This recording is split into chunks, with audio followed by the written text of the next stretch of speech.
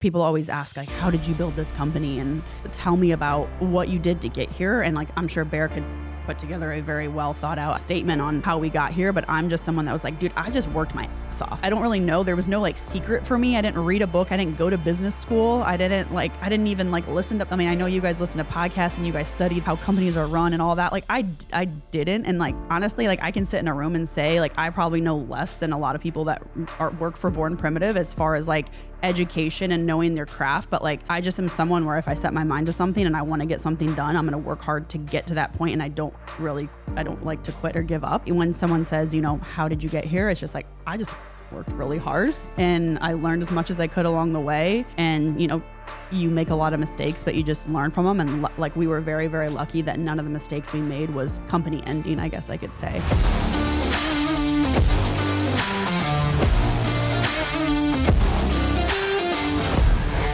You're listening to the Born Primitive podcast. Hey, morning, everyone. Final episode for now of the Born Primitive podcast. We'll see. But hey, we wanted to bring in the other OG at Born Primitive. Hopefully, some of you know her, but if you don't, you're gonna know now. Mallory, the other co-founder. We thought it would be appropriate for this kind of last episode to, you know, kind of look back, reflect a little bit on the last 12 years, and you know, get Mal's perspective for once. You guys are probably sick of hearing me talk all the time. But yeah, final episode for now as you guys are tracking. Hopefully you caught part 1, part 2, got a lot of good feedback from that. And we'll see, we might come back in the seat sometime, but Tony and I, we're going to get laser focused on this next year. There's a lot of big things in the works that require attention, a lot of great opportunities. So we're going to go after that. And then once the dust settles on that, maybe once we get in that new building, we'll have a fresh outlook and we come back with some good content. But I'll punt it over to you, Tone. Yeah. Good morning, Mal. Good morning. Mal, you ready? Yes, as fast as I can be. So my goal is, and we talked about this before we went live, is like just to have an open conversation of I've been here 6 years. You guys have been doing this for 11 to 12, depending on when you officially put the start date for Born Primitive. So I'll kick it off with an initial question, hopefully just to set some perspective for people that, of course, haven't founded their own businesses. I wrote it down. What's something people think being a founder is like that couldn't be further from the truth? Well, Mal, you want me to go first? You want to take it? Sure, yeah. Why don't you take it first? No, you're always better at stuff like this. I need time to process. You're good at rapid answers. Yeah. Well, I think this, for the listeners, this won't be a surprise because I've kind of probably hit this before. So I'll probably be a little quick in my answer so I'm not redundant. But the obvious answer is like, it's not all the glamour and that you think it is. I think especially on the internet, a lot of it is glorified as this awesome thing. And like this whole like, oh, I'm going to be my own boss. Like it's going to be badass. Like I don't work for anyone and I can do whatever I want. That is true. Of course, you know, I can come in here whenever I want. No one's going to tell me anything. Mal can do the same. And we do kind of do that right now. But what it takes to, you know, what you're managing, that's outside the 9 to 5, I think is the big differentiator. And also like, no one's coming to save you. So when the real problems come in, there's not some like manager or director or VP you can go to and say, hey, this just happened. What do you want me to do? You have to figure it out on your own. Right. And as you grow, those problems and then that risk just grows, you know, because now you're to the level like, okay, you're dealing with attorneys, you're dealing with lawsuits. You know, we got 3 lawsuits filed in a 2-week period and they're all bullshit. And I won't even bore you guys with the shakedown that happens by these freaking turds. Once you have a target on your back and they know you got money, you're a target. So you have these lawyers that frivolous lawsuits and you got to just pay someone 20 grand to shut the hell up. These are the little things that like no one knows about when you're running a business.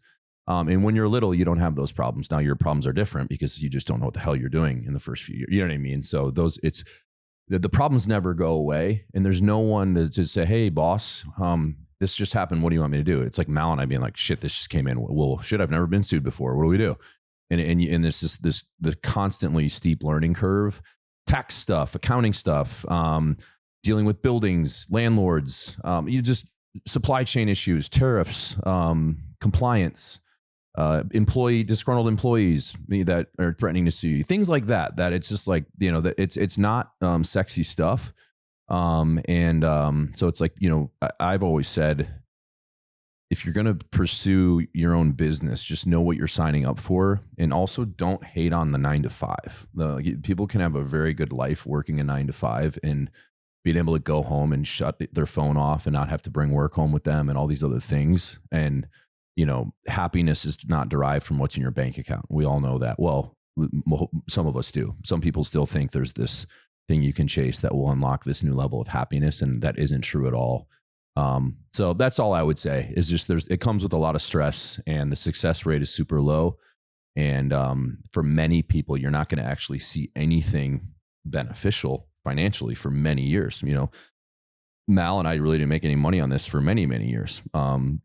She was not even getting paid. I wasn't either, but I had my military job. So, imagine someone doing something for 5 years and not have anything to speak of for, to show for it. Right. Most people wouldn't have that persistence to stick it out. So also be, realistic with yourself on, do you have that ambition and do you have that resolve to stick something out that long? You know what I mean? That's kind of what I would say, Mel. Yeah. I obviously agree with everything Bear said. There's a lot of struggle that comes with owning a company and starting a company. A lot of people might not know this, but I am owner and founder, but was also a COO. The COO for 11 years. Recently, I gave that title actually up to Tony, who's been crushing it in that seat. But it allowed me to take a little bit of a step back and focus on myself. But that is very, very difficult to do. So I would say my learning point that I have from being a founder is there's always going to be a grind. I worked my butt off alongside Bear, like he mentioned, for the first 3 or 4 years with really nothing to show for it besides, as far as like monetary gains, just besides the company and the growth we've had there, which was awesome in itself. But I think that what I've learned the most is like having the right people in your corner and having those people to help make you those difficult decisions that Bear mentioned is something that I have found super. Like it's been really cool to see. So, we all know Tony's story, where he started to where he went to. There's a lot of other people in this company that you can say the same thing for. So I think the coolest thing and the thing that I kind of felt was unexpected was, you're always going to have your employees, but it's really cool to see them grow into what they are, and to a point, like I always tell Tony, like he's smarter than me, like is to a point where they're actually like they know more than you once knew about the company. Like I used to know everything. Like you could ask me any question about this company, customer service, supply chain, wholesale orders, where I literally used to memorize the inventory of bras. Like I knew exactly how many bras we had left, where if something was out of stock, I could, give someone another option. So to go from that to then having to like slowly give up what, all your jobs and responsibilities to other employees, like it can be very, very hard to do. But at the end of the day, when I get to sit back and reflect on that and kind of say, hey, you're allowed to take a little bit of a step back. You're allowed to have some breathing room now. Like you've got rock stars alongside you, and below you doing all that hard work that you did. Like it's super cool, but it's always also really hard to do. And I know Tony sent us like a little podcast or, YouTube video clip on this, but it like really resonated with me and kind of, gave me a perspective of, it's okay sometimes to let someone else do the job once you've gotten to a point, but until that point, you got to work your ass off to be able to live like that and have that luxury. So, that was probably a bunch of mumbled together, words, cause I'm not as good at this as Bear and Tony, but, hopefully you guys understood the picture or the point of it of like, yes, the grind is always there. Yes, it's not glamorous. Yet there's shit that you have to deal with all the time that's unexpected, and you have to put together game plans a lot of times by yourself when it's just you and the other owner. But once you have a team that you've built out that you can bounce those things off of or pass those things off, it helps you. But it's also super cool to see those people grow and learn and be able to take those problems and solve them without having to come to you 24/7. Yeah. And I think, just to give like one quick little war story, for like, this is more for Mal, but like just to kind of make you realize the sacrifice. And this is just for like a 1 month period, but it was pretty much constant. But back when regionals were a thing, we would go to 3 regionals every year. I would try to go to 1 to 2, but Mal would have to do 3 back-to-back weekends. So it'd be in like Albany, New York, and then like Nashville, and then like Atlanta. Right. And we'd have to pack up everything. Mal would drive for a day and a half to get to the site. You got to set the booth up, get everything laid out, get the cages up, get everything on hangers, the whole deal. And this was back when we had like a smaller booth. So you had all the stuff packed in the back, right? So getting the inventory was a nightmare. You're on your feet for 3 days straight. You're dealing with customers, which is fun, but obviously it's exhausting because you're just talking with people all day long while grabbing stuff. And, oh, I need a small now, I need a medium, and you're digging through stuff. It's exhausting. Okay, that ends on a Sunday. Pack the stuff up, drive home, you know what I mean? And you have like a day to Tuesday to restock everything. Mm-hmm. You're back on the road Wednesday, setting up Thursday. Event starts Friday morning at 7 a.m. Jen and I did that for 2 or 3 years. And Mal would do that for 3 weeks straight. And typically I'd be able to take some military leave, and maybe I would usually be able to go to at least one. So a couple of years I was able to go to 2. But you know, I would just show up, right? Because she was the one driving. And you know, so while it's like, oh, that's just like one little thing. Well, then you get back and you're right into like the normal day to day that you know, are now way behind on because you're on your feet. And those are like the little things that at the time, like you don't really have much to show for it, but we still have people telling me like, oh, I like, you know, first learned about you guys at like the regional in Nashville, like 8 years ago. Or like, you know, people joke with me because Tony, you and I used to run checkout. They'd be like, yeah, it was so wild. Like you were running checkout, like you own the company. And it's, you know what I mean? Like we're like not wearing any shoes and like jean shorts, you know, living off of beef jerky and Kill Cliff. Sour Patch. Yeah. And then Mal, another funny story was the CrossFit Games. I think it was 2015. We had a tiny little 10x10. And it was so hot, and Russ and Allie were helping, and it was just so packed. And like level of Mal's dedication, she didn't want to leave the booth. There was a long line at the women's bathroom, so because you were like, I can't. We had so many customers, it was just packed, and you were like, you know, the wizard of knowing where everything was in the back. So Mal peed in a bra bag, Ziploc baggie, actually good, in the changing room, and I go back there and there's like a bag of pee. And I'm like, what the hell? I forgot about the holes in it. Yeah. Oh my Okay, God. okay. And I'm like, you know, but you know, while that's humorous, you know, Mal was such a maniac that she's like, I can't leave for 20 minutes. Every time there was like a break to go to the bathroom, I think it was like the bathroom was packed because everyone else is coming out to shop. Yeah, everyone was coming out to shop, and like it would always get a night. Like, so it was just like, I was like, I have to go to the bathroom so bad, but I cannot get to a bathroom. I can't wait 20 minutes because it was like me, Bear. I think Taryn was there. Yeah. It was, I think it was a regional. I think it was Nashville. It was a regional in Nashville. Okay. Yeah, but it was crazy because that was our kind of our home. And while that's a silly story, a normal, like less intense, reasonable person would be like, okay, the world is not going to end if I'm gone for 30 minutes, right? But for us, it was this kind of maniac mentality of every you know, customer, every dollar counts, and then we have to maximize this moment because that was a big expense for us at the time. You know what I mean? Like those booths, I think it was like $4,000, which at the time was like, holy crap, you know, we need to make money here. So, you know, while it seems like a silly example, I think it's indicative of just the mindset you have to have. You had to be nuts. You know what I mean? You had to be misunderstood. Yeah. And the other thing I'd say is we learned a lot along the way, and we did a lot of things that we probably didn't need to do if we just like took some time to sit down and put together like a game plan. The reason I'm getting towards this is when I used to handwrite all of the labels. Do you remember why I used to sit at that glass table, handwrite labels for all of the package that went out when there's literally like thousands of different companies probably that print labels for you. Or, that little can print off the labels, all the labels in one shot in 40 seconds. Yeah. And you were handwriting them, walking them to the post office. Yep, with Daisy. Yeah. And then the other thing is when we had like no accounting, and we used to like have a notebook and write down every sale at the events. Yes. And then I would go at the end of the day after we did all the things that Bear just mentioned, you know, wake up early, get there, set the booth up, work all day on your feet, barely eat anything. And like, instead of going to a nice dinner, I'm back at the hotel room, sitting on the bed, taking every single number that we wrote down and putting it into our system and checking out the inventory. Like, and now we have an entire supply chain with the VP of supply chain doing all that stuff, very methodically with proper systems. But yeah, it's just like sometimes you're just like, wait, what? So you definitely learn a lot along the way, and probably are doing some things a little harder than necessary. If I just would have taken a step back and thought about how could this be easier? But sometimes you almost don't have that luxury to do that.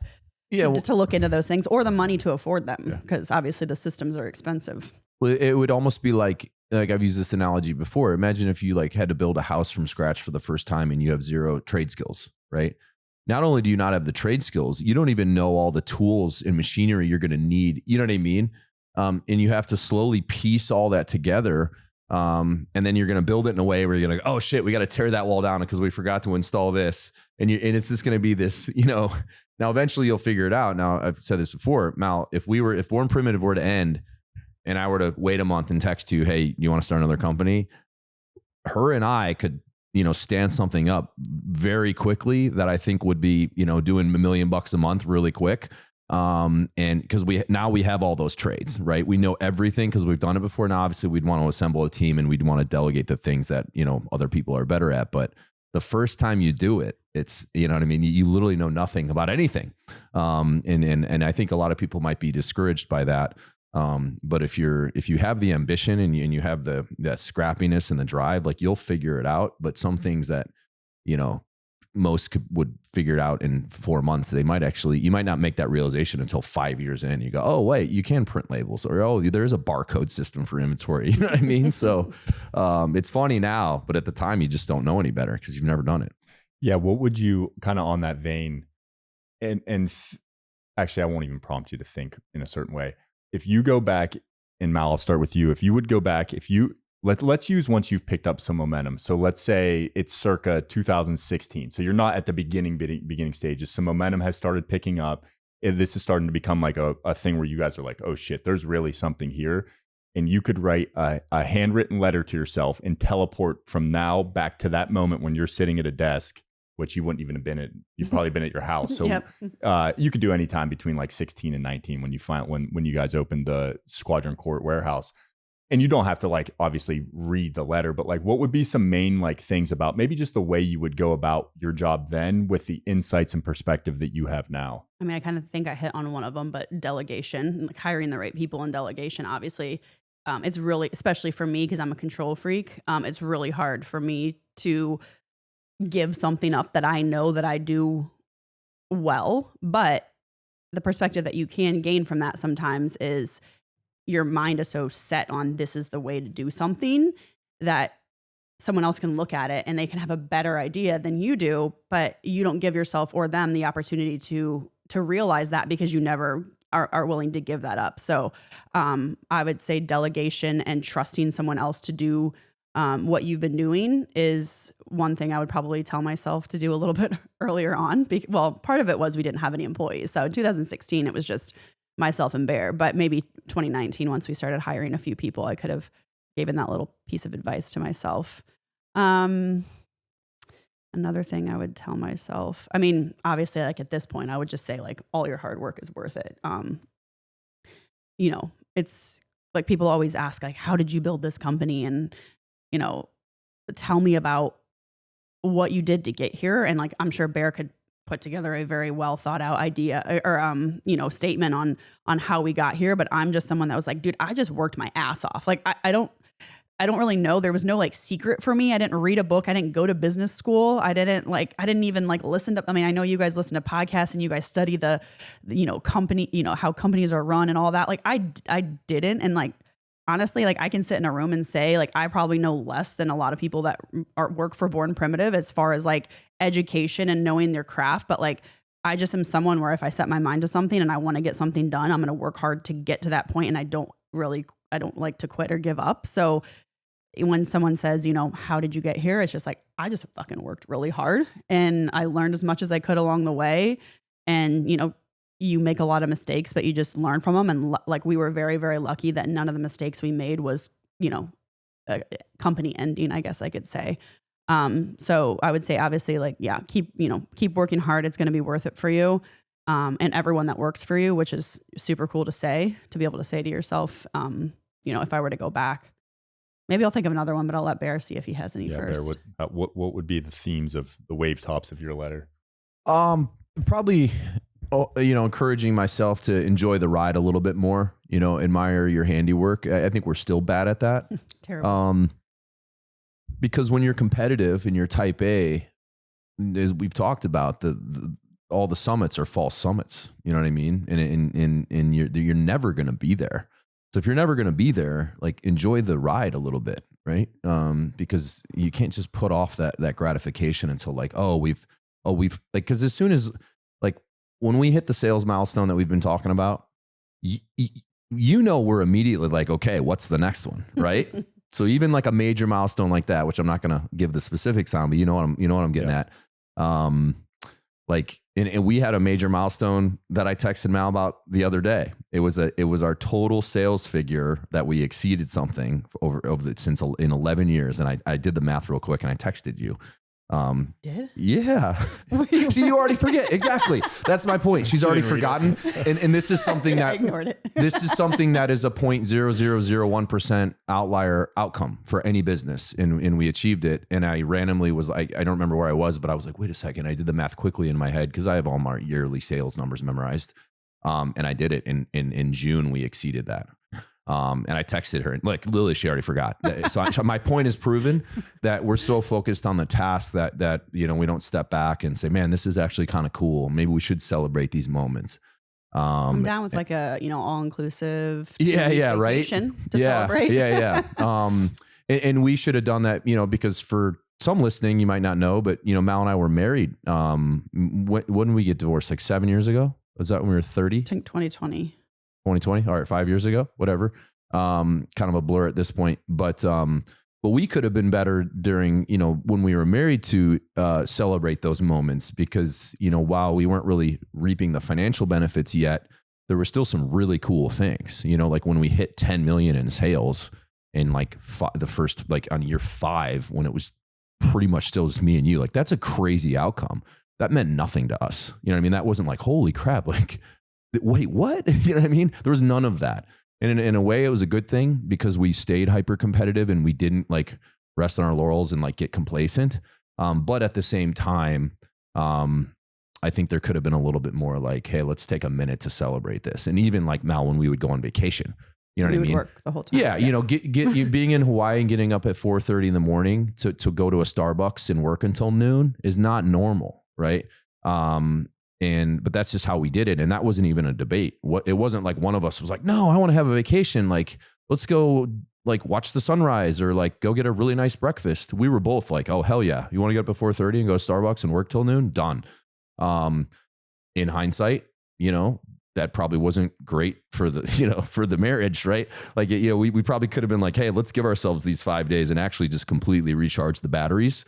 And I still am on the fence on that because what I've said before is like, I don't think it would have become what it did if we weren't kind of that, that intense about it. Right. So it's like kind of choose your hard. Right. So that would be the one, I think, broad takeaway. Bear, do you remember, real quick to interrupt, do you remember when we went to Florida with like Slevins and we went down and stayed at Lauren's mom's condo and we packed snatch shorts in our suitcase in case we sold them? Yeah, so we could go to the post office. It was like impossible to find a post office. Yeah, because we didn't have a car. You got a pigeon. So we literally like we were like, we might sell like 5 mediums and like 7 small, whatever it was. Definitely not more smalls than mediums, but like we packed mailers. We packed labels. We packed snatch shorts to sell, like to literally ship them out on a 4-day vacation. Exactly. Like I couldn't let them just wait and ship in 4 days. Like that was unacceptable. So so she's handwriting labels in Florida on like a 1-unit snatch short order because some guy in Oklahoma. This is the first year we were launching. Yeah. So like we were nothing. Yeah. Literally like no one had any expectations to get their order shipped in 1 day. But if I didn't ship an order in a day, I had severe anxiety. So. Yeah, or like another dumb one, like when I went to OCS, Officer Candidate School, I had been told that if you become the class leader, like you're the only one that gets your phone because you have to coordinate with like the drill instructor in the RDC. So in the first day, you can just like throw your name in the hat for like to become the class leader. You got to give a quick speech or whatever. And I got it with my only reason for doing that was because I wanted to be able to keep in touch with Mal so we could work Born Primitive. It wasn't like, oh, I want to stay in touch with my wife because I'm going to miss her. It was like, no, I need my phone because we have to like work, you know what I mean? So after a long, boot camp's stressful. It's by design. Obviously you're in a new environment and they're messing with you and you're getting very little sleep and all this stuff. So at night, my roommate would be shining his boots and doing what you're supposed to do to get ready for the next day. And I'd be over at the window trying to get 1 bar so I could text Mal about like the supplier issue we had when the adhesive for the snatch shorts was going around, so it's like, once again, it required that. And Mal, of course, did a killer job, like, taking things over when I was gone. Like, it wasn't like I was contributing a significant amount, but after a 18-hour day of boot camp and you get back to your room and the first thing you're thinking of is, oh, I got to fire up my phone to text about the supply chain issue. Not like, oh, I miss my wife, I'd love to just talk with her. Right. Like, that would be more normal, I would think. But I'm pretty sure, no offense, Mal, I was more about like, hey, what's going on? What's the update? Which most of my work trips, I think, were kind of like that. Yeah. I still remember going to dinner, and every single dinner, all we could talk about was Born Primitive. Like, I still remember sitting at Applebee's and we were talking about like the athletes, like Allison Scuds and Danny Spiegel, and like getting the athletes and who we were going to go after next and everything. And it was just like we never turned it off. There was never really any time for, just us. Yeah.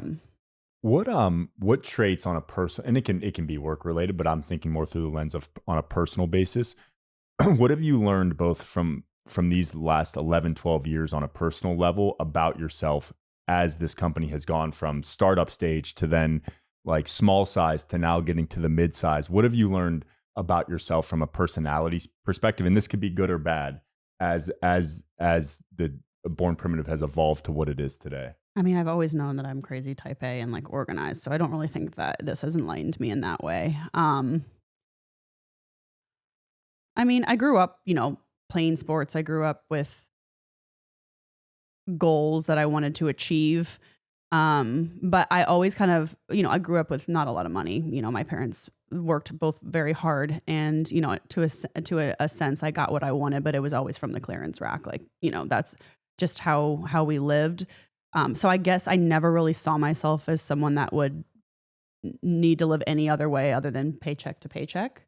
So I would say like, if when I was younger, if someone told me like you would start this company and you would, have money to be able to do what you wanted to, obviously within reason, I'm not crazy or irresponsible, but I don't think I would believe that. I don't think my younger self would ever believe that or take that for granted. And the thing that I like about it is like, I'm still really, really cheap.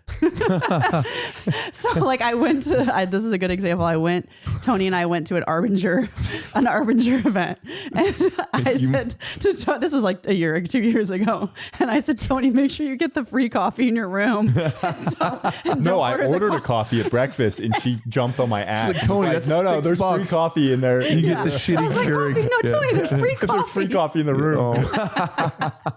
Literally, this was like a year or two ago. Yeah. Tony's probably like, what the fuck, Mallory? I don't think I kind of rambled on again there. Can you re-ask the actual question? No, it was just more of like from a personality level. What did you recognize kind of, and as you're saying too, what helped drive the business from your personality standpoint, but then also what are kind of the shadows of that too, that you recognize like, damn, this may have contributed to the business doing well, but it's something maybe in my personal life I realize I can't shut off, or that it never kind of like, yeah, the off switch is never there. So you've answered. Okay. Yeah, you've answered. If you have anything else you can add, but yeah, no, I mean, yeah, I think I already knew my personality type, but yeah, I mean, I never really shut it off, but now I am getting a little bit better at it. A little bit better. Is that feel, because Bear and I talked on our last episode, I think there's like, people love to slap labels and stereotypes on things of like, oh, you have to have time for yourself to reflect and be calm. And what Bear and I were talking about is like, depends on your nature. Like, it depends who you are. Like, some people, yes, like it is in my nature to not just like the whole grind culture. Like, I can work really hard, but I like to work really smart. And then I like to shift gears hard and make sure I'm being like extremely intentional, whether it's being a father, being a partner, being a businessman. Like, I'm very intentional with my time. Whereas other people, they like working all, like I have an uncle who like, he's always said like, work is what I love. So like, he enjoyed kind of taking work home and doing things at night.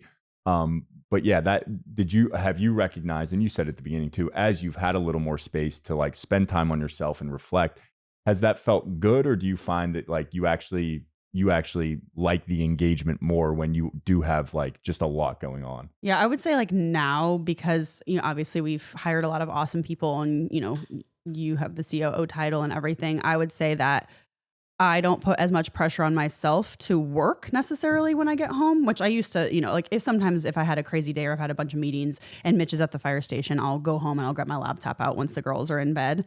But I'd say now I've kind of replaced that with like obsessing over my house and like always something to do when you have 2 kids. Like there's always something to clean. There's always something, another project that you want to take on. So like having those like, and I recognize it about myself, but I actually hate it about myself. Like I wish I could like, okay, this next hour, I'm going to just sit down with Eleanor and Charlotte and like engage and play with them.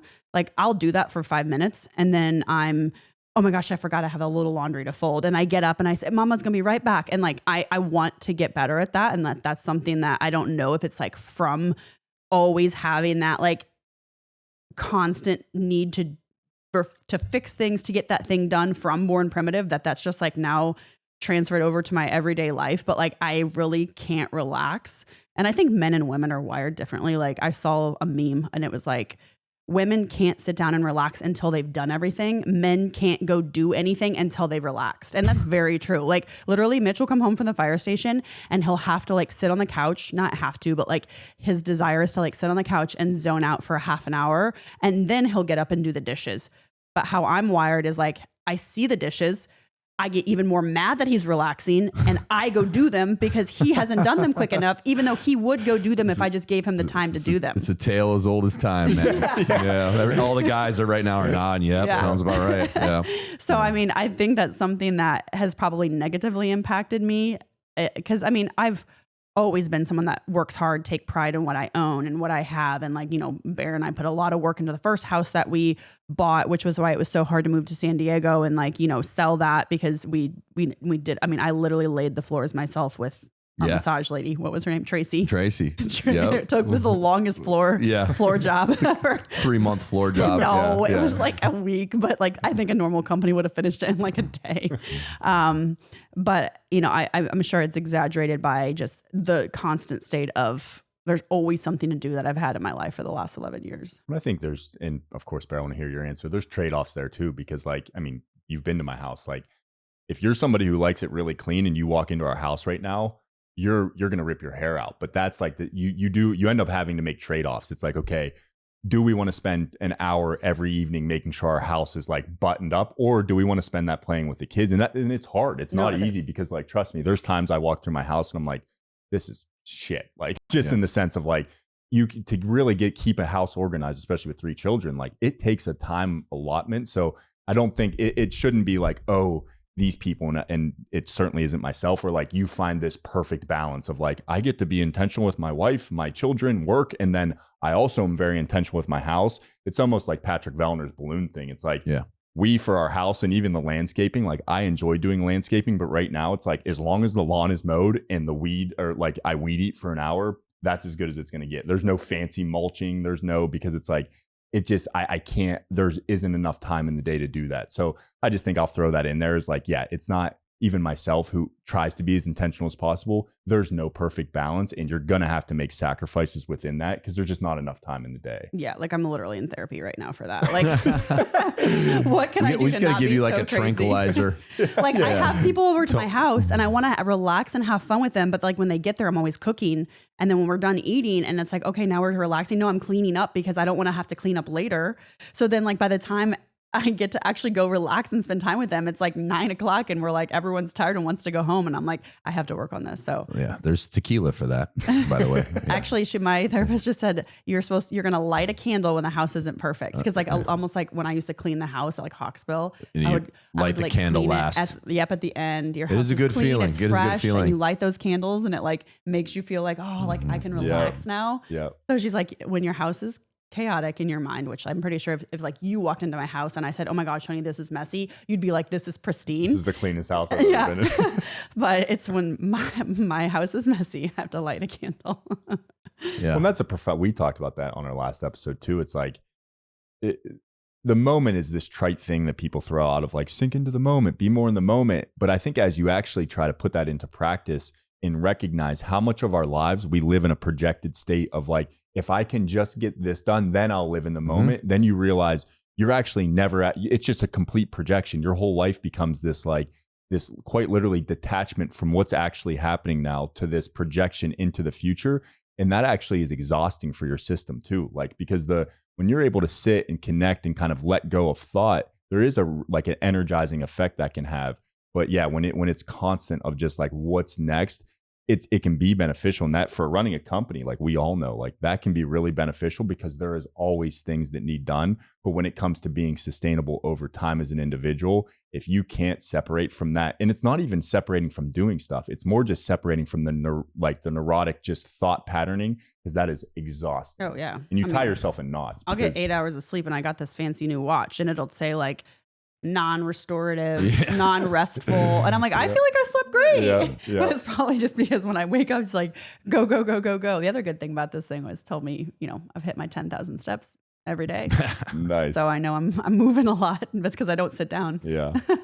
Well, Bear, how have you seen your personality evolve, or just like self-recognition? It shouldn't be that your personality necessarily changed for good or bad, but like, what have you kind of noticed within yourself that running this company and just your personal life alongside of this company that you've kind of learned throughout this 12-year process? I think what comes to mind is, like, for me, I always chose hard things. But for the first 30 years, that was by my choice, right? I chose to take all the AP classes and work and study really hard. I chose to, try to be a good football player and dedicate myself to the weight room and, develop violence on the field and all the things. And then I chose to go to a Ivy League school, which is hard academically, and also play a Division I sport, which, as you know, is a full-time job. I chose to go to the CrossFit Games and train for that 4 hours a day. And I chose to be a SEAL. All those things, like, okay, those are things that I want to do. I also chose to start Born Primitive with Mal. And I think until about age 30, it was all working out and I was fine with the hard, because it was like, okay, I signed up for this, right? And I always had a plan to navigate the difficulty. Like if it was SEAL training, I knew exactly what I needed to do to prepare myself for that moment when I get there. And okay, now you got to do the work, but the hay's in the barn a little bit. If you're going in there with the right mindset and you're prepared physically, I just have to endure this and be proficient, of course, in the skills we get tested. But aside from that, okay, this is on my terms. And then, life punched me in the mouth a little bit, finally, right? So I think I had a really good hand, and it maybe there was a little bit of false confidence that, hey, I'm always in the driver's seat, right? Because I was very good at planning the next move, right? I was 5 steps ahead. As you kind of know, like with Born Primitive, like I'm always thinking way far out, and okay, how do we reverse engineer that outcome to get there? But obviously, that changed, and we're, for the record, Mal, I think we have a great relationship now, but went through a divorce, which can be a major life event. And then it seemed like after that, it was just like more things were getting piled on, you know what I mean? And it was like a completely different life all of a sudden I was thrust into, while of course, and then Born Primitive, we had a few difficult years there, and just other major life stressors that for me, I think it had to humble me a little bit that, hey, like you're not in complete control. And that was hard, man. And I'll acknowledge, I think there was a time period there where I was a very poor leader. And it was, I think linked to the major stressors that I was feeling outside the office from other things. But that's also not an excuse. I think it's justifiable, but it's not an excuse. So having to become self-aware of that, and kind of get those things in order. And also I've gotten much stronger in my faith. And I think that is tied to being able to kind of let go of that control, right? Because control worked for the 30 years. And then I think God was like, okay, you think you got this figured out? Like, I'm going to throw some major adversity at you and I'm going to rattle you a little bit, because I want you to be stronger in the long run. And I think I'm on the journey back to that now.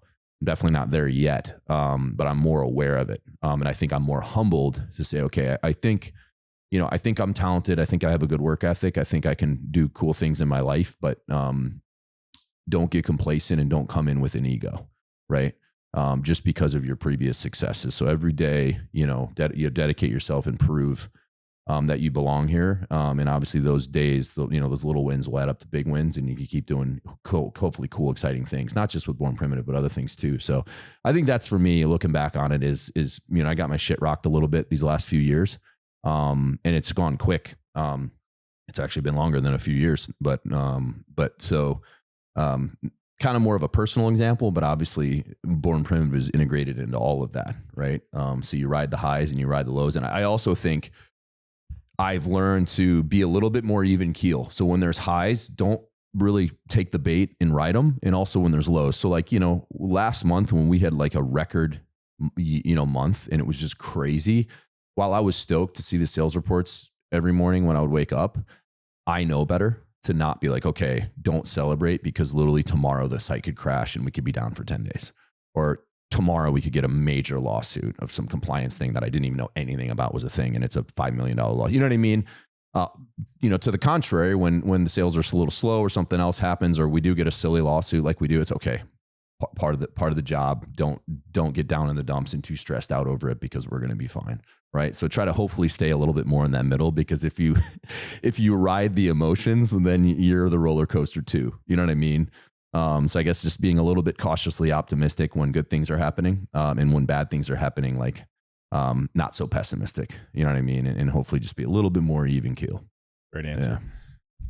A word you two both have said throughout the interview a couple times, Mal, I think, said it more, you said it twice, is control. And I think as founders, like, there's going to be a natural amount of control. Like, this was you guys birthed this company, but as we've scaled, how has your journey been with that exact aspect? And I think you touched on it a little bit, Mal, but so Bear, we'll start with you on this one. Is how has that felt to kind of seed a little bit? And then even in my role, and at times, Bear and I did an offsite at the farm when I kind of said to you, with some maybe plants mixed into it, where I said to you, like, hey man, sorry if it ever seemed like I was kind of like overstepping towards trying to take away control from you guys. For me, and I think you guys know how my brain works enough now, is that I think a positive side, and there are plenty of negatives, but a positive thing is that I'm always looking at an ecosystem of like, how can this be more sustainable over time, and how can we clean up what we're doing? And I said, I just kind of, and it was just a heartfelt like, hey man, I'm sorry if that ever came off as like me trying to like take away from you guys. Like, I promise it's well intended, of like, I feel clear about how we can build this together and like what we can create. But so I bring that up as just a preface of like, even me recognizing, like, with this being your child, that like it almost would be like a cool uncle now who's like lives closer, like coming over and just taking the child, like, hey, I promise we're doing fun things. This isn't meant to say you're a bad parent.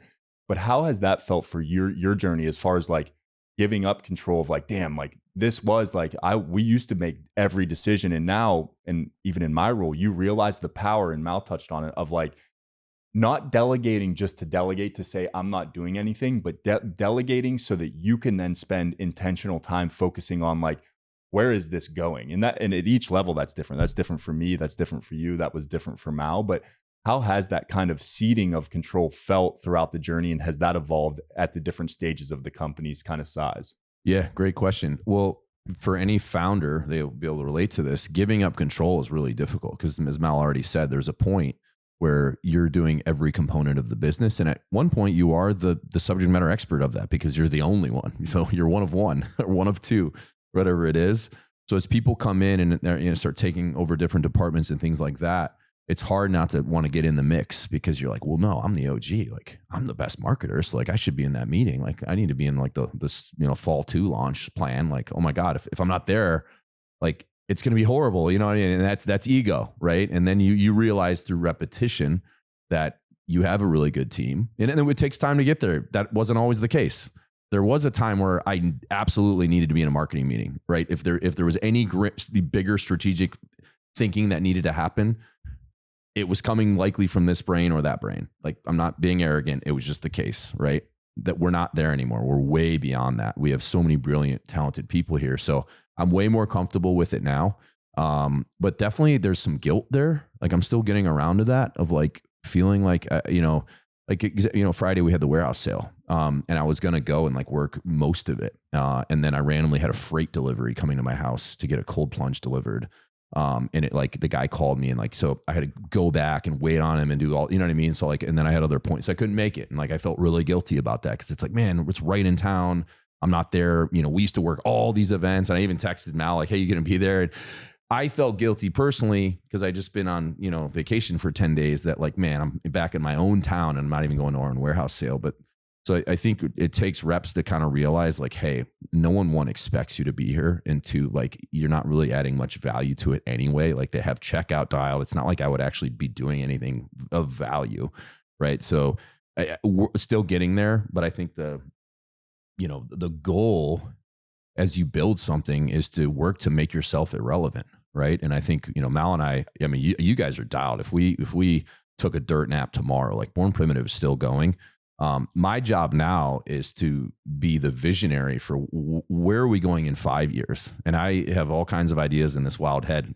I've even told you about some of these ideas that I think will be the next chapter of Born Primitive. That's where I bring value, right? Because if you guys are setting up the systems in this well-oiled machine, and then I come to you and I say, Tony, this is the roadmap to 5 years. This is where, you know, we go to the next ridge line.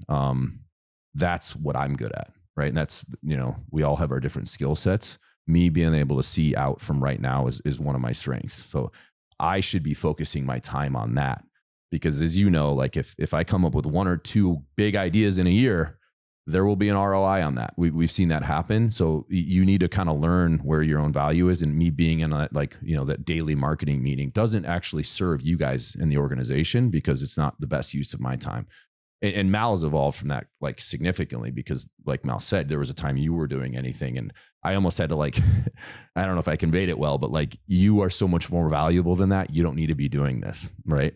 You know, the opportunity cost of your time continues to rise as the organization grows. So I think just coming around to being able to be like, hey, it's all good. And also, you know, hopefully Mal, you feel this now, but realizing, hey, you've earned this. It's okay if you cut out early to go, you know, to your daughter's dance class, right?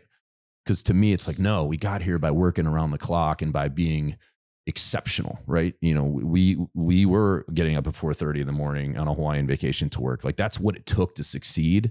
So part of me feels guilty is like, hey, you've lost that eye of the tiger.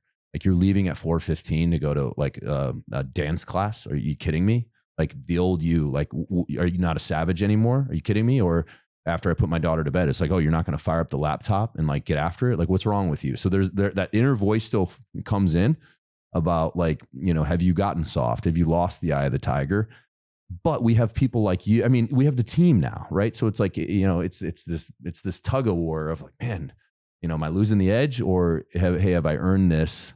And am I allowed to, you know, relax a little bit? And that's the tale still yet to be told, right? You know, we're on a path to success, but it could fall, you know, go off a cliff, and then maybe I might say, man, I should have been more involved. I don't think that's the case. But those are the kind of voices that are in the head that, you know, kind of the devil on the shoulder trying to, you know, say, hey, get back in there. You know, you're getting soft, but we'll see. Mal? Yeah, I mean, the exact same, basically. It's like, I feel guilt. Like when you text me and it's like, are you going to be at the warehouse sale? I literally was like, no. And then I'm like, oh my God, does Bear expect me to be there? Should I be there? Am I okay to not go? And then I thought about like last year I went and I stood there with Claire and greeted people for an hour and like everything was running smoothly. So like, I don't need to be there. But there is still a lot of guilt if I, you know, take a day off or leave early. Like right now with, you know, my childcare situation, which is ending, Bear, don't worry, in 4 weeks. I won't have Charlotte on our Thursday C-suite meetings anymore. Yeah, we can talk about value of time, your perceived value. I go, Mal, why don't you get a babysitter? It's $20 an hour. I'm like, Mal, do you think your hourly billable right now is not more than $20 an hour? But again, that's just something, maybe just being a cheap ass. But yeah, so it's just like, oh, I have to leave every day to pick up my daughter at 3:45 on Monday and Wednesdays, and like Thursdays I have her.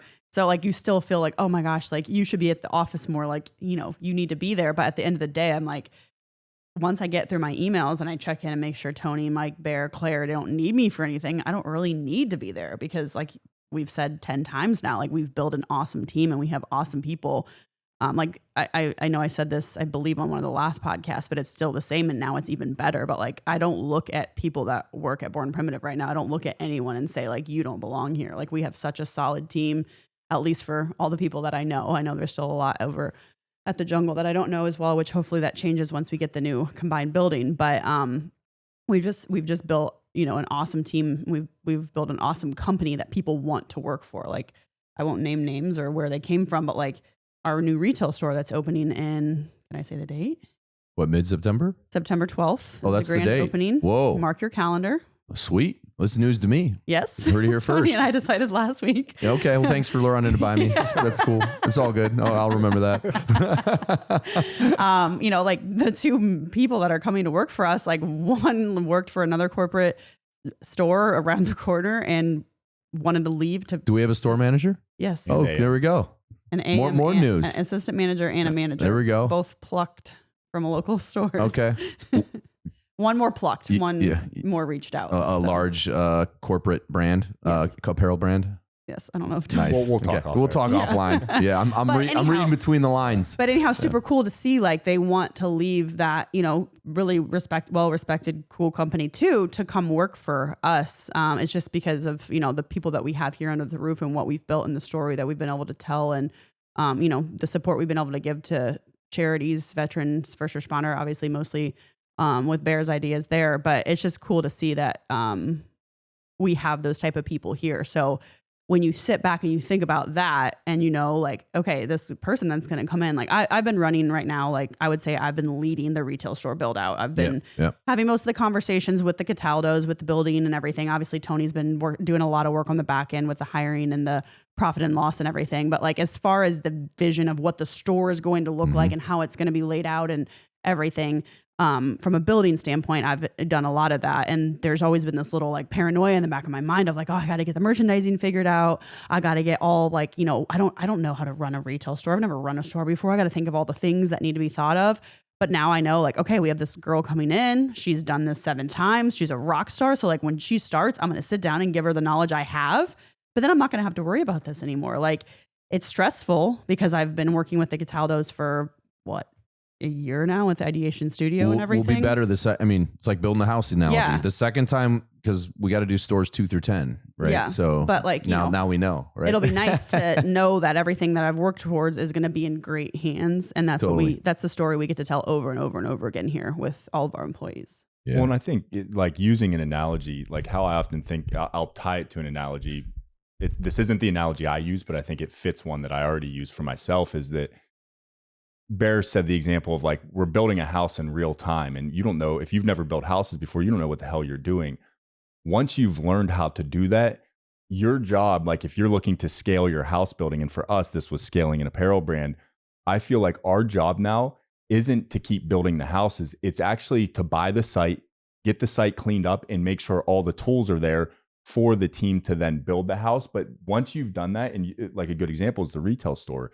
And of course, like that's what I feel like most of my time is spent doing now. It's like, here is the brain dump of where this needs to end up. Here's the blueprint. Here's the tools to get there. But then it's on the team to build that and give the level of freedom for them to operate within that.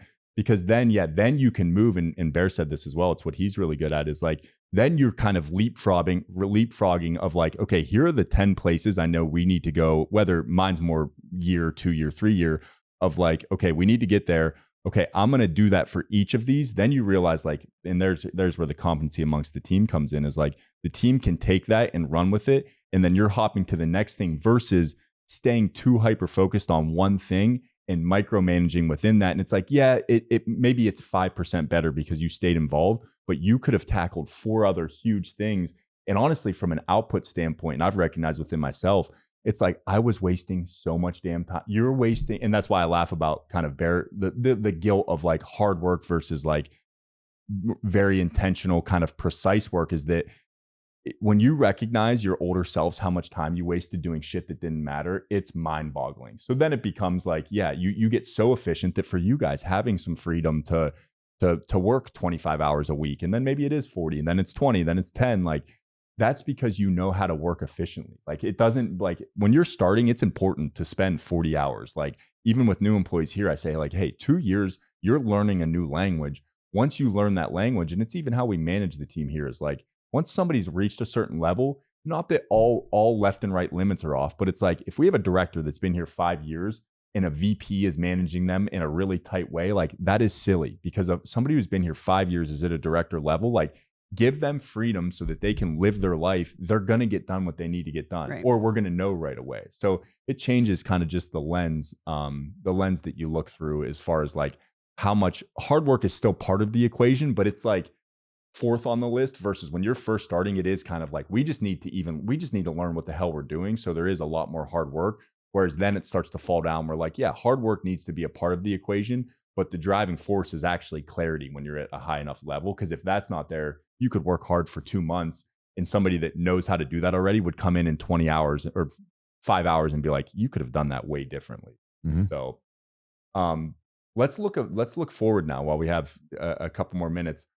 What excites you most about the future of Born Primitive? Both, and this could be a personal involvement, this can be just company wide, but what's most exciting as we look into the horizon of the next, let's use 1 to 3 years? Mal, go ahead. Yeah, I mean, I personally think, obviously, like, you know, once again, we're not mentioning it, but like the 2 projections that you've put together, Tony, for 2026 and 2027, alongside the growth of our shoes, our tactical, our outdoor, and of course the growth of athletic as well, is super exciting. But the thing I'm really looking forward to is just like seeing our first store brought to life. Like, I've worked in retail since I was 16 years old. And, you know, I once again, to tell myself when I was working at Hollister in the mall, like, hey, one day you're going to have a retail store that everyone's going to ask you about. Like, when is it opening? When's it opening? When can I come shop? Like, you know, you never would have thought that you'd get there. We're running cologne through the vents. Yeah. There you go. We should run like the smell of sweat. Yeah. Do you want me to stand shirtless in jorts out front? Yeah. You know, just, The smell of working hard. It's like stinky man sweat. Yeah. We probably lose a lot of customers, but to see that to come to life, which I know the Cataldos have been working their butts off, and I think like August 15th it's supposed to be done. As far as like pretty much everything's good to go. Flooring's going in. Paint was last week. Flooring's last week, this week, and then obviously all the millwork and the signs and everything are next week. So it'll be really cool to see that come to life. And then the expansion plan that you guys have been working on. Just, you know, being able to fly to, let's say, San Diego, Texas. I don't know where you guys have. I haven't looked at the full list, but like, and see our, you know, our brand there too. And then see the people that are excited about that will be really cool. And then also the HQ building. Like, I feel like this has been like 2 years of like, oh, it's coming soon. Well, even think we were going to build this out. Like, that was 4 years ago. Yeah. You know Yeah, what like, I mean? oh, it's coming soon. It's coming soon. Well, I mean, I won't believe it until actually like the ground is broken, which hopefully is still in September. September 1, we're shooting for. But, you know, working on getting that sign installed next week for coming soon. You know, just getting to see that come to life and be built from the ground up will be really cool. And then obviously, hopefully by next November, if that's when we get to move in, I will not get to use my office as much because I continue to, alongside Bear and Tony and Claire and Mike, build out a really awesome team. So hopefully if we ever need it, it can be used as a conference room, but we shouldn't need it with how many extra spaces we have. Yeah. Yeah, it'll be really cool to see. So I'd say those 2 right now are, I would say, the nearest things where I'm really excited to see brought to life. And then obviously just like the growth of our shoes, really excited about a lot of the stuff you guys have designed, and Jill's team and Yvette's team have designed and brought, are bringing to life from the shoe front. I know that I'm going to definitely need a bigger closet, which it's already pretty large and filled with a lot of shoes. Fair. It's a tricky one, man, because I think a lot of the biggest ideas don't exist yet. Right, as we know, some of our biggest moments come from like a random idea. You know what I mean? The D-Day, the Veterans Day, the whatever it is. So, you know, that's on me, and obviously you guys too. But like, what, you know, those things that we're going to look back on, I think aren't even on a whiteboard yet. And I think I'm most excited just to see where we can take this. I think in 3 years we'll be unrecognizable and we won't even be able to fathom what it becomes in 3 years. So that's exciting for me. And obviously you got to take it one day at a time. It doesn't just happen overnight. But I just think with so many things that are going on right now and how many innovative and creative thinkers we have and doers in the building, like I don't want there to be limits on what we can achieve. And I'm just really proud that we've stood for something from day one. And I'm excited to continue to maintain that and to use our platform even more in the future to do good. You know, the Veterans Day thing has just been a really cool thing for us. And like, but my mind, again, being the competitive side, is like, okay, that was great, but how do we make it bigger? And as you know, we're going to make it bigger this year. but okay, after this year, how do we make it bigger than that? And hey, how do we now help, more first responders? And how do we widen that net even more? And bring more people into the brand to be a part of what we're building, and to make a difference. Because I think obviously if you can make people proud of that logo, one, that's a great business move, like, because, it's going to help, bring loyalty to the brand, but also it's like, hey, if we can make a bunch of money, but also do some really good things, what a great way to do it, So, I guess my short answer is I think that the most exciting things are yet to be told. But of course, just on a pure business front, huge expansion in footwear, tactical, outdoor, government contracts, made in the USA apparel, multicam, footwear. I mean, I'm freaking stoked on footwear. You know what I mean? We're long, we have the 250th anniversary of America coming up next, July. So we're planning a big thing for that. 25th anniversary of 9/11 is next year. We're planning something for that. Now, obviously, we need to be very tasteful in how we deliver that. So there'll be a major, hopefully, give back moment for us around 9/11. And I hope Veterans Day 2026 will be another major moment. This year is a big year to set that up. We're going to pledge a huge amount to pay off a bunch of veteran medical bills again. But I think that will get momentum, and next year we can do maybe an astronomical amount of debt that we can pay off and change lives. So, that's kind of on the marketing calendar front, and I'm giving you the highlights, but I think the biggest stuff we don't even know about yet. I like it. Mal, Bear, any closing thoughts? I don't know, Mal. What do you think? I just want to apologize to everyone that I wasn't on more podcasts. I know I'm your favorite podcast host. Hey, bring your mic down a little bit. Oh, sorry. See, I don't even know how to use the mic. Well, I don't want you, I just don't want you to be blocked. Yeah, it's not that bad. No, I mean, just kind of like Bear said, really excited for the future, excited to continue to be able to give back and build something that people are excited to wear.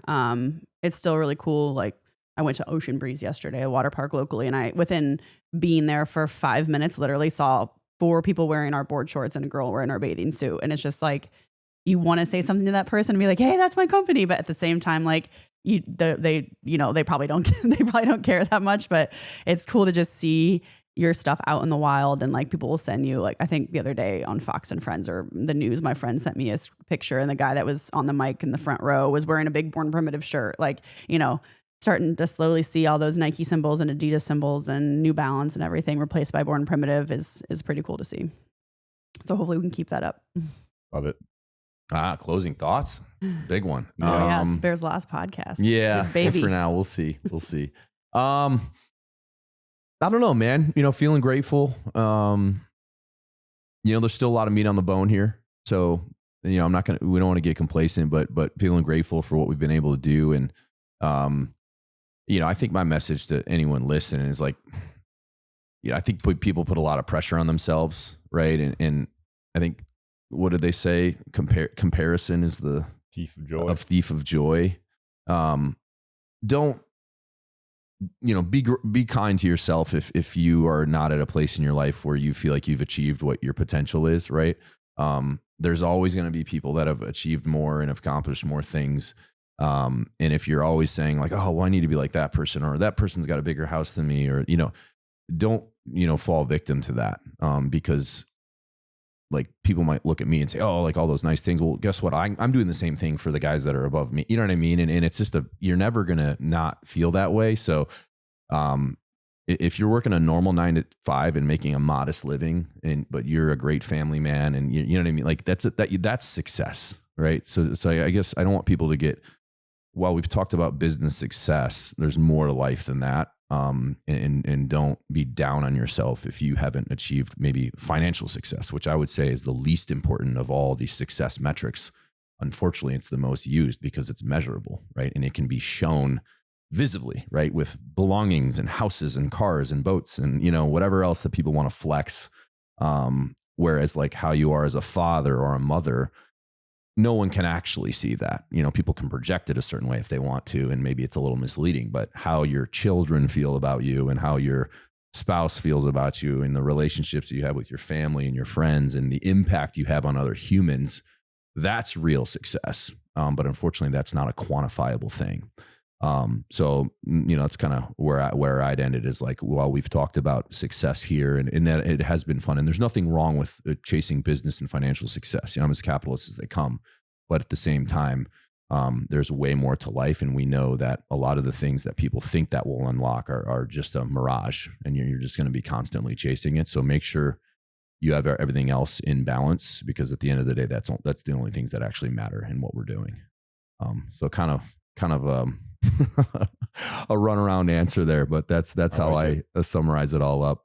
I want to, just for fun, maybe we could just do, Mal, like your biggest mistake, and then like your biggest personal achievement as far as what you've contributed to Born Primitive. And you, like, don't be bashful. Like, if you're like, hey, if I had not done that, this is the time to be like, no, that was all fucking me and I should get credit for it. You'll probably still have a different story. What's that? Yeah, maybe.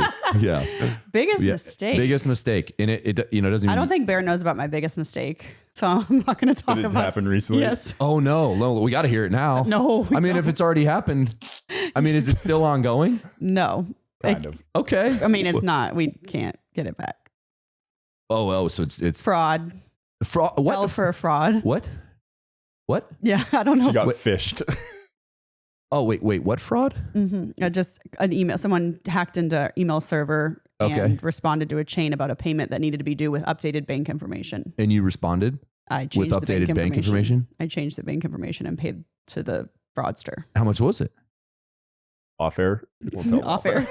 Oh my, well, let's do it on air. This is the last episode. $86K. Oh my God.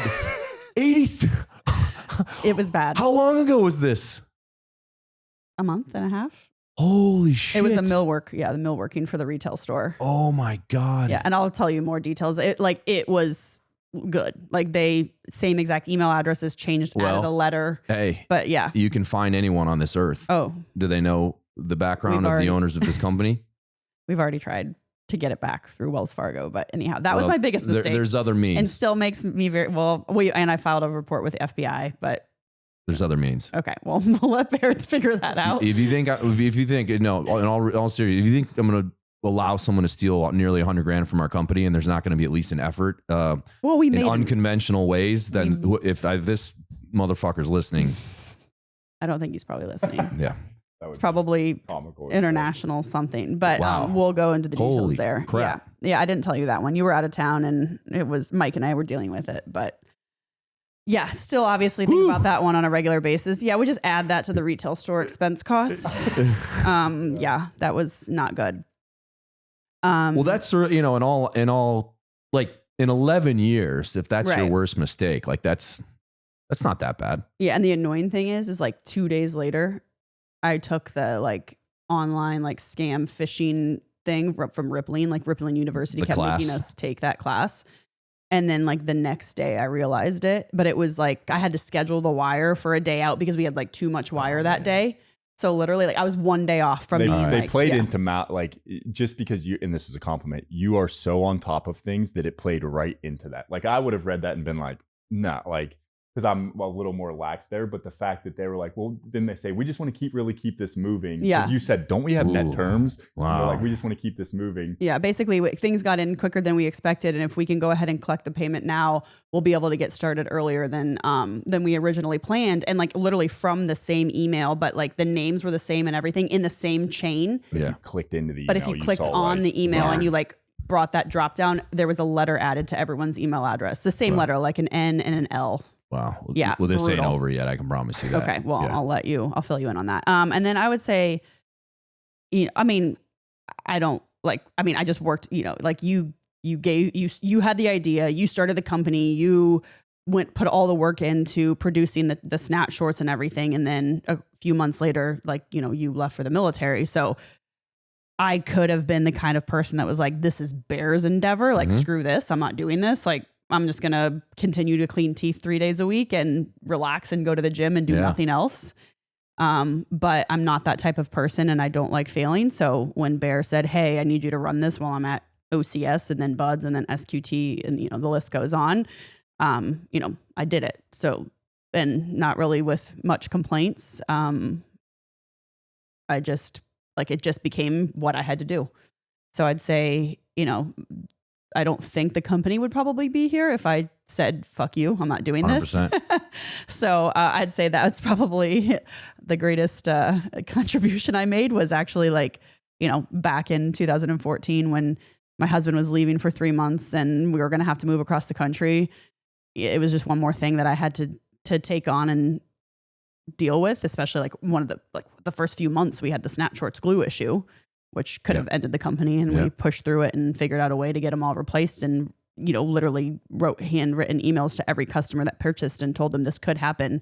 We're going to send you a new pair if it does. I'd say that alongside you and your brothers, obviously, who helped with that game plan, we just kept pushing through, and I just did it, so I'd say that would probably leads to the success. And one of the things that I've contributed the most is just dealing with it all and taking it and just doing it, just over and over and over again. Really, there was no option to me. There wasn't an option to not do it. Okay. Yeah. Well, it's interesting news on the negative front. Bear's still thinking about that. Oh, man. My mind's racing. I'm like, all right, who do I know? How are we going to get to this guy? Yeah. And I'm just envisioning kicking his door in and well, I'll leave it at that. Where's my money? Well, I think biggest mistake. That's a tough one.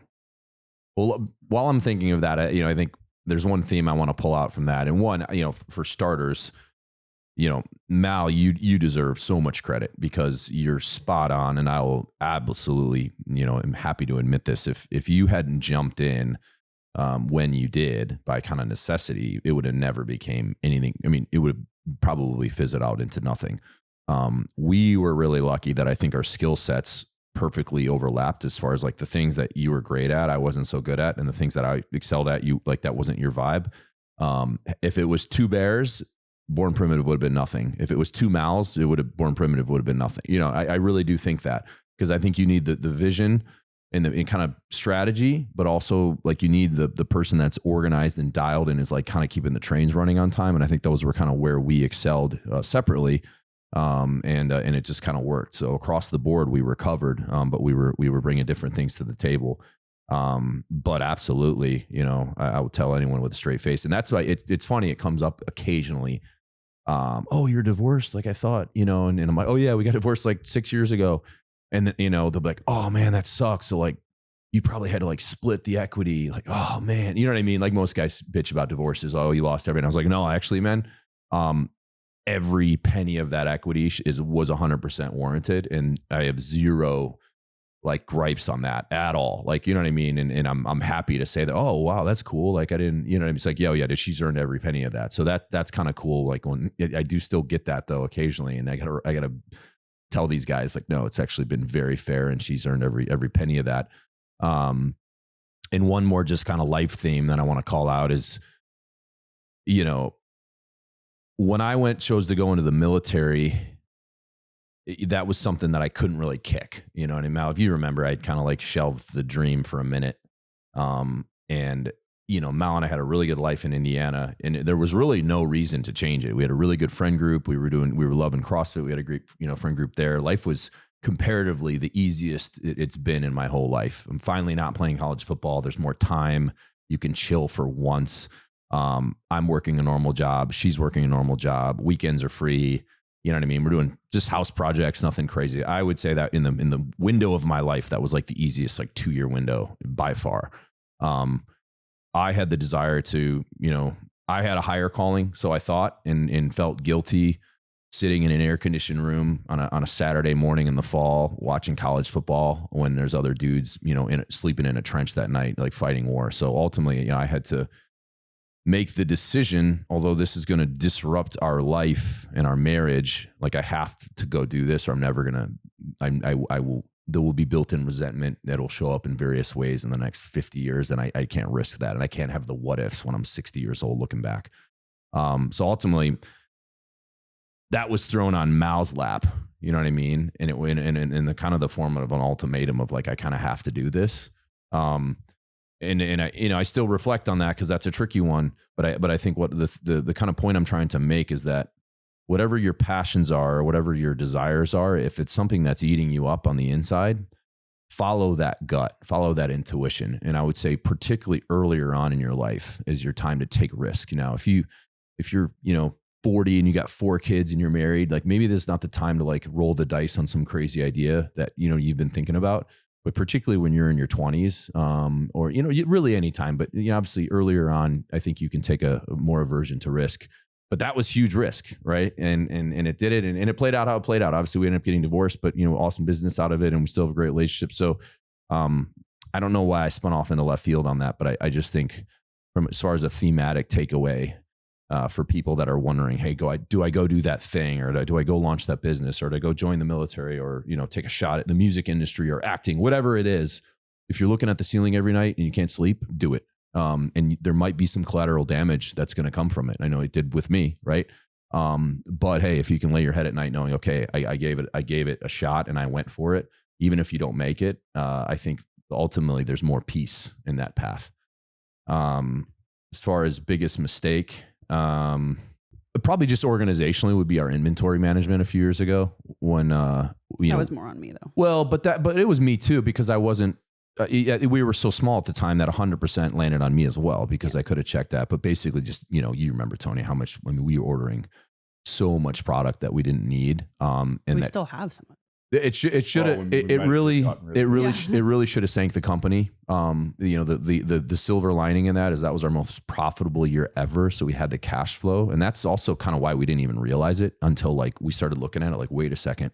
So that's kind of a, not such a sexy answer, but that's definitely something that should have sunk 19 out of 20 companies in a heartbeat, and we were able to get through it. And that's the theme with anything. I mean, we've been able to pivot and flex and get creative and get scrappy. And I think that's why Born Primitive will endure, because whatever the problems are going to come in, like we have the ability to come together and figure out a solution. Obviously with AI evolving, like who knows what's going to happen with that. And these problems are coming. Like there's tons on the horizon we don't even know about yet that are going to get thrown in our lap, and we're going to have to do what we always do and get scrappy. But that was definitely the biggest one. And as far as biggest win, people are probably sick of me talking about it, but probably would be the Veterans Day thing. Just as an organization, be able to have that impact on 6,000 veterans and pay off their medical bills was just kind of like, honestly, still wrapping my head around it. But that to me was the culmination of building this platform to be able to do good. And we've always done that, but that was obviously like by 100x multiple, the biggest impact we've ever had. But to me, that validates what we can do, in the future, because as this thing gets bigger, our ability to do that even just grows that much more. And I think now we have almost an obligation and it's a promise to our customers. If we just said, all right, we got all these new customers now, let's just go make a ton of money. That would be a little bit of a bait and switch there. So we're going to keep doing that. But looking back on, there were people crying on the phone when we told them, you know what I mean? These are, impacting people that were circling the drain a little bit. So even if you could have saved one person, it's a huge success. But the fact that 6,000 people, who knows all the battles they were fighting in their own lives, and this is just one less thing on their plate, means a lot to me. And that's why I'm so motivated to do it again this year, and why that's been like my main effort is planning this thing. So, I think that's it, man. You got any closing thoughts? Yeah. T, what about you? Biggest mistake would be, purely from a financial aspect, would be the Hut Group transition, where we lost, I think, 63,000 over like a 7-month period. So yeah. it wasn't, it might have been as bad as mine. It might have been less than that too. Let's call it somewhere between 40 and 80 grand. Honestly, looking at my development as an individual, I think if I were to lay that out from like what I learned from that, even looking at how we manage international now, like I learned so much, and just from our organization, honestly, because it wasn't the Hut Group that there was anything wrong with. We just weren't ready at the size we were at in the UK to do a transition like that. But I learned so much about their infrastructure that we now have applied to Born Primitive. So it honestly, all in, although we lost and it was stressful for a while, and I hated that we had to do this big transition and then pull the plug and pull out. The development is the silver lining there. I think as far as positive, I think it would be our infrastructure, meaning, and you guys probably remember these conversations. Like I remember it would have been 4 years ago now. It's like sitting down, everybody in the company reported to you and Mal, Bear and Mal. And it was very clear to me, and it's still even clear how, I mean, this is something we're still continuing to doing, that like for us to be like, it wasn't just going to be another big idea that got us to the next level. There was an infrastructure and a systems and a process orientation that and implementation that needed to happen here. So I think as far as like the recruiting side, and not convincing you guys, but really advocating of like, guys, we need to go pay some people to come in here. We can't keep hiring just people off the street. Like, we've got to go get some people that really start to build this infrastructure in a way that we can scale to the next level. Because I think that it can be one of the biggest constraints is your people. Like, if you outgrow your people, you're going to end up dealing with shitstorms on the back end. And we saw that a lot. So I think kind of and we've done 2 of these now, like taking point on kind of reorging of like, what can this look like? What are the immediate needs that we need to build out? And then, yeah, just getting some cultural stuff implemented for like kind of the sustainability of our operation here that I won't bore the listener with. But I think infrastructure and kind of build out is what I like to kind of hang my hat on, of like really taking point on pitching that to you guys. And of course, you guys letting me kind of run in certain areas with like what that could look like. Sweet. Well, Mal, thanks for joining us. Mm-hmm. Thanks everybody for tuning in. This is maybe not a goodbye, but a see you later. We'll see, Tony. I think we'll be back in a couple years. This is like a good, it's like this it'll be the sequel. Yeah. It might be worse, but sometimes sequels can be a lot better. Yeah. Yeah, we'll see.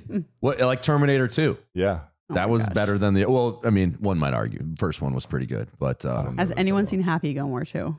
No, but it came out this somebody. weekend. I talked to somebody that saw it. Did you see it? No. Is it good? They said it's corny, but you have to watch it. That was their exact. Have a couple beers, watch it with an open mind. Of course, it's going to be like bad, but it's going to be a good bad because so good. The first one's terrible too. But it's not. But like it's so bad, it's good. Like, you know what I mean? It's Adam like Sandler had a string there. There was bangers. Oh yeah, it's like Dumb and Dumber. Like it's horrible, but it's like the best movie ever. It got Dumb and Dumber got a D- in the critics' reviews when it came out. Really? Yeah, it got like a 1 out of 10 on IMDb, and it's literally hilarious. Right? So that's what I'm expecting. Yeah. Yeah. All right. Thanks, everybody. Thanks, everyone. See ya. Bye, guys.